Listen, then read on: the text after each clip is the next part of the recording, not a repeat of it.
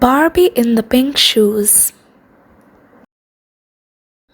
The Pink Theatre is alive with the buzz of busy ballet dancers rehearsing. Everything must be perfect in this final practice before their big show. Backstage, Christine twirls happily around her friends, Dylan and Haley, as Haley adds the final touches to his costume. Christine can remember every move in the routines because she has danced them many times before. Christine dreams to be the prima ballerina but has to watch from the wings as Dylan rehearses with Tara, a seemingly flawless dancer.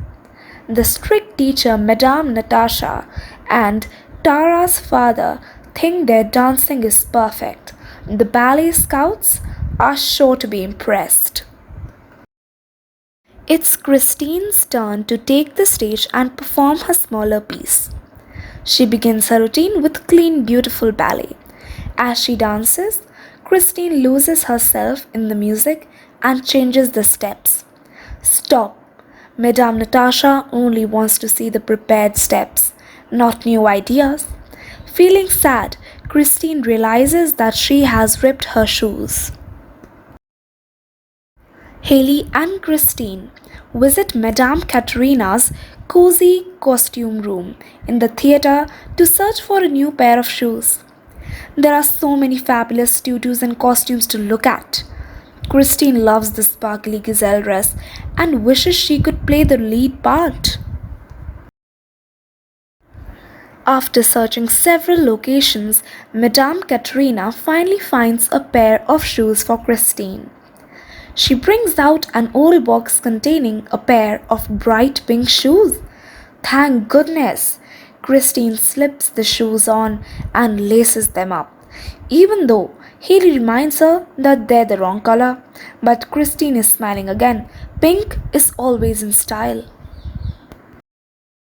As Christine stands to try out her new shoes, a magical forest suddenly appears and Christine's outfit and hair transform.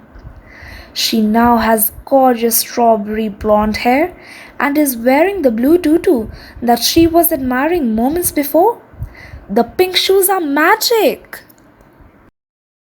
As familiar music begins to play, Christine and Haley realize that they are no longer in Madame Katerina's costume room and are somehow in the village where the ballet gazelle takes place. This is the moment where the peasants gather to crown Gazelle, Queen of the Harvest. Christine, as Gazelle, is caught in the middle of two suitors who are competing for her hand in marriage. She enjoys the attention, but Haley reminds her about the sad ending of Gazelle and convinces Christine that they must leave and change the story before it's too late. The friends start to follow a wooden path, but are stopped when they hear a rumbling sound. It's the Snow Queen in a crystal chariot. The Queen questions the villagers to find out why the story has changed. She demands that Gazelle is found. Everything must be perfect.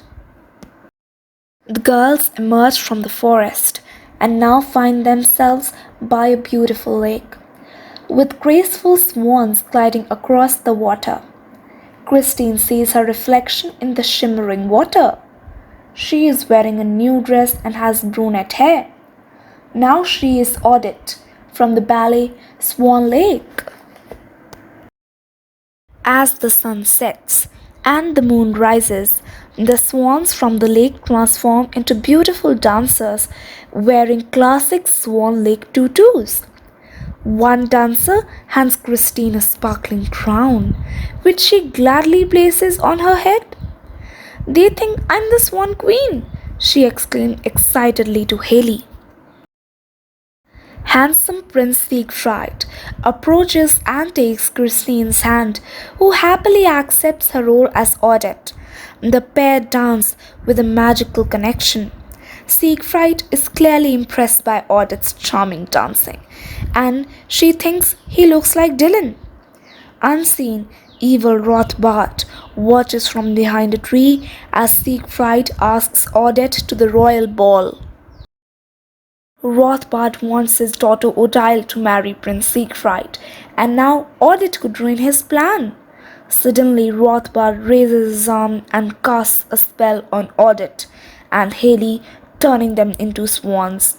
Then he transforms Odile to make her appear to be Odette. The Christine and Haley swans know from their knowledge of the famous ballet story that they are cursed. By daylight, they are swans, but as soon as the moon rises each night, they can be girls again. The friends must fly to the royal ball, where the only thing that can break the spell is true love. After a few rough starts, the new swans get used to their wings and soar over the woods. At the royal ball, they watch as Rothbard introduces his daughter, Odile, to Prince Siegfried and his mother, the queen. It's time for the dance, but if the prince tells Odile he loves her, they'll be trapped as swans forever. The moon rises and the swan girls transform back into humans.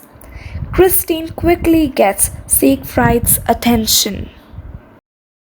Annoyed, Odile watches Christine as Odette dance with Siegfried, who declares his love for her. The spell is broken, but Haley does not notice that the Snow Queen is sneaking up behind her. The Snow Queen takes Haley prisoner in her icy palace. Thankfully, the villagers take Christine to rescue Haley. There is no time to lose. At the palace, the Snow Queen has frozen Haley in a block of ice.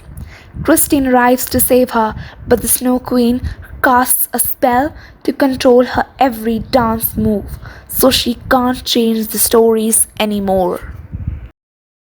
Christine tries to fight against the spell, but feels like a puppet under the Queen's control. Each move, Christine's dancing becomes more expressive and true. Her unique dance steps break the Queen's spells, and as her ice palace starts to melt, the Snow Queen disappears. Christine breaks free from the magic and transforms back into herself. Quickly, Christine removes the pink shoes, and she and Haley are magically transported back into the ballet school. Haley makes some gorgeous last-minute changes to her costume before Christine rushes on stage. Christine glides across the stage in the fabulous new costume that Haley has just made for her.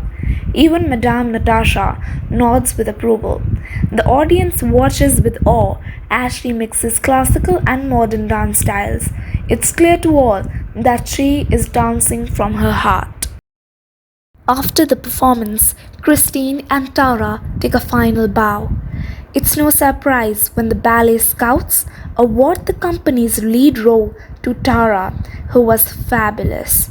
They also offer a lead role to Christine in an entirely new ballet they plan to create just for her. Inside the costume room, Madame Katrina carefully returns the sparkly pink shoes to a stack of other boxes and shoes kept in a secret wardrobe, perhaps until the next time they are needed.